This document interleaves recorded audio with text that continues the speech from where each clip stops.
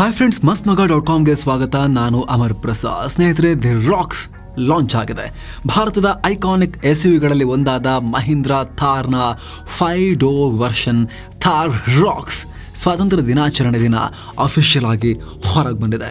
ದೊಡ್ಡ fan base ಇರೋ car, ride quality, mileage ಬರಲ್ಲ, ಬೇಕಾದಷ್ಟು ನೆಗೆಟಿವ್ಸ್ ಇದ್ರೂ ಕೂಡ 3 ಡೋರ್ ವರ್ಷನ್ 1,00,000 ಯೂನಿಟ್ ಸೇಲ್ ಆಗಿದ್ವು. ಈಗ ಸಾಕಷ್ಟು ನೆಗೆಟಿವ್ಗಳನ್ನು ಪ್ಲಸ್ ಮಾಡಿಕೊಂಡು ಮಾರ್ಕೆಟ್ ಲೀಡ್ ಮಾಡೋಕೆ ಥಾರ್ ರಾಕ್ಸ್ ಅನ್ನೋ ಕ್ರೇಜಿ ಹೆಸರಿಡ್ಕೊಂಡು ಈಗ ಹೊಸ ಅವತಾರ ಎತ್ಕೊಂಡ್ ಬಂದಿದೆ. ಸ್ನೇಹಿತರೆ, Roxx modern features, fancy rugged look ಇರೋ ಕಾರ್ ಆಗಿರ್ಬೋದು, ಆದರೆ ಥಾರ್ಗೆ ದಶಕಗಳ ಲಿಗಸಿ ಇದೆ. ಇಂಡಿಯನ್ ಕಾರ್ ಬಯರ್ಸ್ಗೆ ಥಾರ್ ಜೊತೆ ದೊಡ್ಡ ಕನೆಕ್ಷನ್ ಇದೆ. ಹಾಗಿದ್ರೆ ಈ ಕಾರ್ನ ಇತಿಹಾಸ ಏನು? ಹೊಸ ಥಾರ್ ರಾಕ್ಸ್ಗೂ ಓಲ್ಡರ್ ಜನರೇಷನ್ನ ಥಾರ್ಗೂ ಏನು ಡಿಫ್ರೆನ್ಸ್ ಇದೆ? ಎಲ್ಲವನ್ನ ಕ್ವಿಕ್ ಆಗಿ ನೋಡ್ತಾ ಹೋಗೋಣ. ಕಡೆ ತನಕ ಮಿಸ್ ಮಾಡಿದೆ ನೋಡಿ. 40 ವರ್ಷಗಳ ಇತಿಹಾಸ. ಸ್ನೇಹಿತರೆ, ಥಾರ್ ಅನ್ನೋ ಹೆಸರಲ್ಲಿ ಮಹೀಂದ್ರಾ ಕಂಪನಿ SUV ಲಾಂಚ್ ಮಾಡಿದ್ದು 2010ರಲ್ಲಿ. ಆದರೆ ಇದು 1980ರಿಂದ ಪ್ರೊಡಕ್ಷನ್ನಲ್ಲಿದ್ದ ಮಹೀಂದ್ರಾ MM540, ಅದಾದಮೇಲೆ ಬಂದಿದ್ದ ಮಹೀಂದ್ರಾ ಲೆಜೆಂಡ್ನ ಅತ್ಯಾಧುನಿಕ ವರ್ಷನ್ ಅಷ್ಟೇ.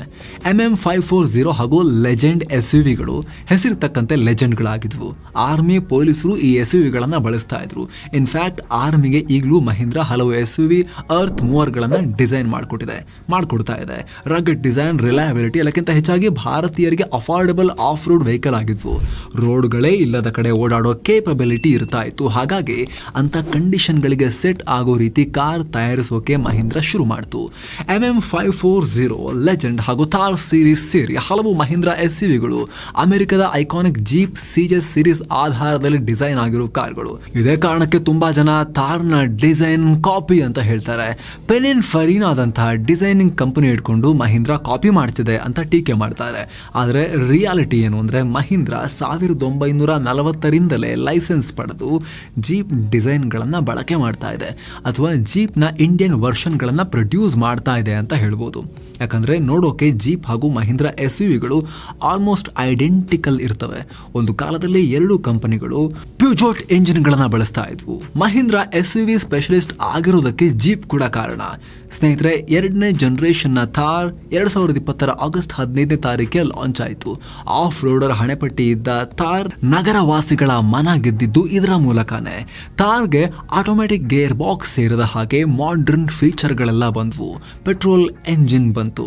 ರಾಮ್ ಕೃಪಾ ಅನಂತನ್ ಇದನ್ನ ಡಿಸೈನ್ ಮಾಡಿದ್ರು. ಇದು ಜೀಪ್ ವ್ರಾಂಗ್ಲರ್ ರೂಬಿಕಾನ್ ರೀತಿ ಇರೋದ್ರಿಂದ ಜೀಪ್ ಮಾತೃ ಸಂಸ್ಥೆ ಸ್ಟೆಲಾಂಟಿಸ್ ಮಹೀಂದ್ರಾ ವಿರುದ್ಧ ಕೋರ್ಟ್ನಲ್ಲಿ ಕೇಸ್ ಹಾಕಿತ್ತು. ಸದ್ಯ ಥಾರ್ ಕಾರುಗಳನ್ನ ಮಹೀಂದ್ರಾ ಆಸ್ಟ್ರೇಲಿಯಾಗೆ ಎಕ್ಸ್ಪೋರ್ಟ್ ಮಾಡೋ ಹಾಗಿಲ್ಲ. ಅದೇ ರೀತಿ ಮಹೀಂದ್ರಾ ಅಮೆರಿಕನ್ ಮಾರ್ಕೆಟ್ಗೆ ಡಿಸೈನ್ ಮಾಡಿ ಅಲ್ಲೇ ಅಸೆಂಬಲ್ ಮಾಡ್ತಾ ಇದ್ದ ರಾಕ್ಸ್ ಅವ್ರ SUV ಕಿಟ್ಗಳನ್ನ ಅಮೆರಿಕ ಇಂಪೋರ್ಟ್ ಮಾಡದಂತೆ ಬ್ಯಾನ್ ಮಾಡಿದೆ. ಏನೋ 2ನೇ ಜನರೇಷನ್ನ ಥಾರ್ 5 ಮೀಟರ್ಗಿಂತ ಕಡಿಮೆ ಉದ್ದ ಇದ್ದಿದ್ದರಿಂದ ಇದನ್ನ ಕಾಂಪ್ಯಾಕ್ಟ್ SUV ಕ್ಲಾಸ್ಗೆ ಸೇರಿಸಲಾಯಿತು.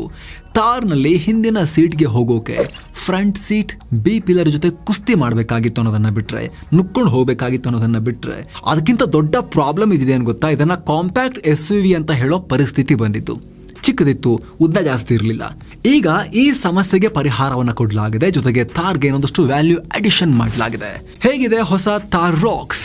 ಸ್ನೇಹಿತರೆ, 5 ಡೋರ್ಗಳ ಥಾರ್ಗೆ ಆರಂಭದಿಂದಲೂ ಸಿಕ್ಕಾಪಟ್ಟೆ ಡಿಮಾಂಡ್ ಇತ್ತು. 2018ರಲ್ಲೇ ಅಮೆರಿಕದ ಥಾರ್ ವರ್ಷನ್ ರಾಕ್ಸಾರ್ನಲ್ಲಿ 5 ಡೋರ್ ವರ್ಷನ್ ಅನೌನ್ಸ್ ಮಾಡಲಾಗಿತ್ತು.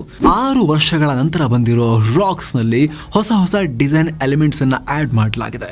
ಮೊದಲು ವಿವಾದಕ್ಕೆ ಕಾರಣವಾಗಿದ್ದ 7 ಸ್ಲಾಟ್ ಗ್ರಿಲ್ ಜಾಗದಲ್ಲಿ ಈಗ 6 ಸ್ಲಾಟ್ನ ಗ್ರಿಲ್ ಬಂದಿದೆ. ಇದರಿಂದ ಜೀಪ್ ಮನಸ್ಸಿಗೆ ಚೂರು ಸಮಾಧಾನ ಆಗಿರಬಹುದು. ಹೊಸ ಥಾರ್ಗೆ ಪ್ರೊಜೆಕ್ಟರ್ ಹೆಡ್ ಲ್ಯಾಂಪ್ಸ್ ಜೊತೆಗೆ ಕಂಪ್ಲೀಟ್ LED ಲೈಟಿಂಗ್ ಸೆಟಪ್ ಕೊಡಲಾಗಿದೆ. ಫ್ರಂಟ್ ಬಂಪರ್ಗೆ ಸಿಲ್ವರ್ ಟ್ರೀಟ್ಮೆಂಟ್ ಕೊಡಲಾಗಿದೆ. ಈ ಎಲ್ಲದರ ಪರಿಣಾಮ ಜನರಿಗೆ ಆಫ್ಟರ್ ಮಾರ್ಕೆಟ್ LED ಬಳಸೋದು ಕೂಡ ತಪ್ಪುತ್ತೆ. ಯಾಕಂದ್ರೆ ಹೇಗಿದ್ರು ಥಾರ್ ತಗೊಂಡಿರೋ ಅದನ್ನ ಒರಿಜಿನಲ್ ಶೇಪ್ ನಲ್ಲಂತೂ ಇಟ್ಕೊಳ್ಳೋದಿಲ್ಲ. ಸಿಕ್ಕಾಪಟ್ಟೆ ಅದನ್ನ ಅವರು ಚೇಂಜಸ್ ಎಲ್ಲ ಮಾಡ್ಕೊಳ್ತಾ ಇರ್ತಾರೆ. ಜೊತೆಗೆ ಆ ಹೆಡ್ ಲ್ಯಾಂಪ್ ನ ಸುತ್ತಲೂ ಡೇ ಟೈಮ್ ರನ್ನಿಂಗ್ ಲೈಟ್ ಅನ್ನ ಕೊಡಲಾಗಿದೆ. ಏನೋ ಸೈಡ್ ವ್ಯೂ ನಲ್ಲೂ ಹಲವಾರು ಹೈಲೈಟ್ಸ್ ಇವೆ.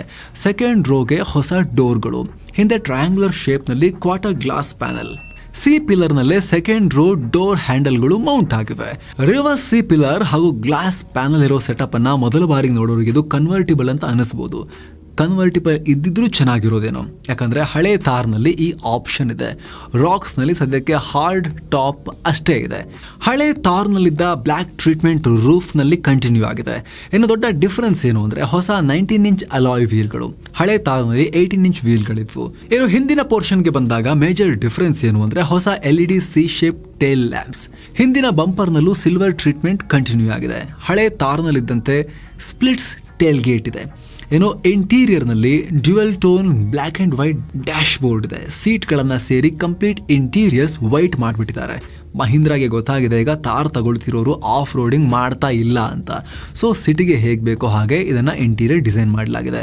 ಈ ಥರ ವೈಟ್ ಸೀಟ್ಸ್ ಎಲ್ಲ ಇಟ್ಕೊಂಡು ಇಂಟೀರಿಯರ್ ಇಟ್ಕೊಂಡು ಆಫ್ ರೋಡ್ ಮಾಡಿ ಕೆಸರಲ್ಲೆಲ್ಲ ಓಡಾಡ್ಕೊಂಡು ಗಾಡಿ ಹತ್ತೀನಿ ಅಂತ ಹೇಳಿದ್ರೆ ಗಾಡಿ ಗೊಬ್ಬರಗುಂಡಿ ಆಗಿರುತ್ತೆ ಒಂದೇ ಒಂದು ಆಫ್ ರೋಡ್ ಟ್ರಿಪ್ಗೆ. ಜೊತೆಗೆ ಗ್ಲಾಸ್ ಏರಿಯಾ ಕಮ್ಮಿ ಇದರಿಂದ ಸ್ವಲ್ಪ ಡಾರ್ಕ್ ಅನಿಸ್ತಾ ಇತ್ತು ಮುಂಚಿನ ಥಾರ್. ಈಗ ಕ್ಯಾಬಿನ್ಗೆ ಇನ್ನಷ್ಟು ಬೆಳಕು ಚೆಲ್ಲೋಕೆ ಪ್ಯಾನೋರಾಮಿಕ್ ಸನ್ ರೂಫ್ ಕೂಡ ಕೊಟ್ಟಿದ್ದಾರೆ. ಏನೋ ರಾಕ್ಸ್ನಲ್ಲಿ ಹೊಸ 10.25 ಇಂಚ್ನ 2 ಡಿಸ್ಪ್ಲೇ ಸೆಟಪ್ ಇದೆ. ಒಂದು ಇನ್ಫೋಟೈನ್ಮೆಂಟ್ ಸಿಸ್ಟಮ್ಗೆ ಮತ್ತೊಂದು ಇನ್ಸ್ಟ್ರೂಮೆಂಟ್ ಕ್ಲಸ್ಟರ್ಗೆ. ಏನೋ XUV 700 ನಲ್ಲಿದ್ದ ಸ್ಟಿಯರಿಂಗ್ ಅನ್ನು ಕೂಡ ರಾಕ್ಸ್ಗೆ ತರಲಾಗಿದೆ.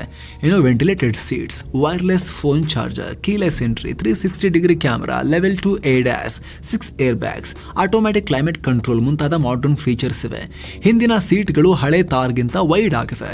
ಮೊದಲು ಹಿಂದಿನ ಪ್ಯಾಸೆಂಜರ್ಗಳು ವೀಲ್ ಆರ್ಚ್ ಪಕ್ಕದಲ್ಲೇ ಕೂರ್ಬೇಕಾಗಿರ್ತಿತ್ತು, ಜಾಸ್ತಿ ಜಾಗ ಇರ್ತಾ ಇರಲಿಲ್ಲ. ಈಗ 3 ವಯಸ್ಕರು ಅಡಲ್ಟ್ಸ್ ಆರಾಮಾಗಿ ಕೂರ್ಬೋದು. 3 adjustable head rest, 3 point seat belt, central arm rest ಇದೆ.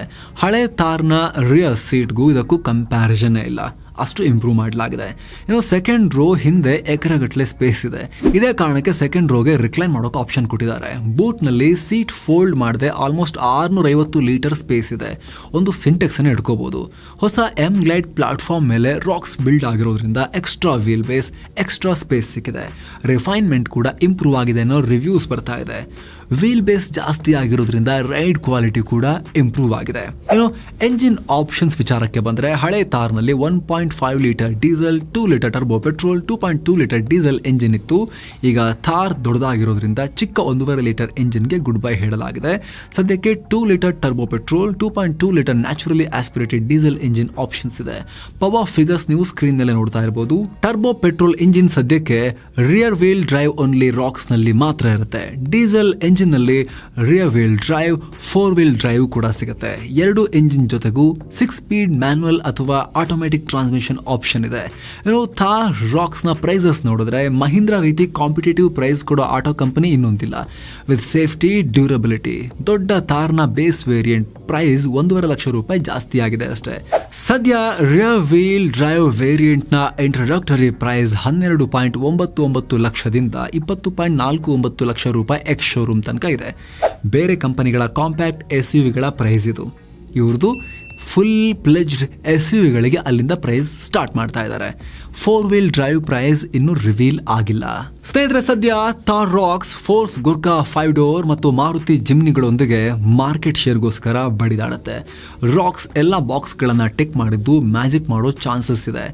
ಈಗ ಆಲ್ರೆಡಿ ರಾಮ್ ಕೃಪಾ ಅನಂತನ್ ಅವರೇ ಡಿಸೈನ್ ಮಾಡಿರೋ ಸ್ಕಾರ್ಪಿಯೋ, XUV 700ಗಳು ಹಲವು ದೇಶಗಳಲ್ಲಿ ಸೆನ್ಸೇಷನಲ್ ಹಿಟ್ ಆಗಿವೆ. ರಾಕ್ಸ್ ಇವುಗಳ ಜೊತೆ ಸೇರ್ಕೊಳ್ಳೋ ಎಲ್ಲ ಲಕ್ಷಣಗಳಿವೆ. ಈ ಹೊಸ ಥಾರ್ ರಾಕ್ಸ್ ಬಗ್ಗೆ ನಿಮ್ಮ ಒಪಿನಿಯನ್ ಏನು ಕಾಮೆಂಟ್ ಮಾಡಿ ತಿಳಿಸಿ. Thank you so much. ಮತ್ತೆ ಭೇಟಿ ಆಗ್ತಿರೋಣ. ನಮಸ್ತೆ.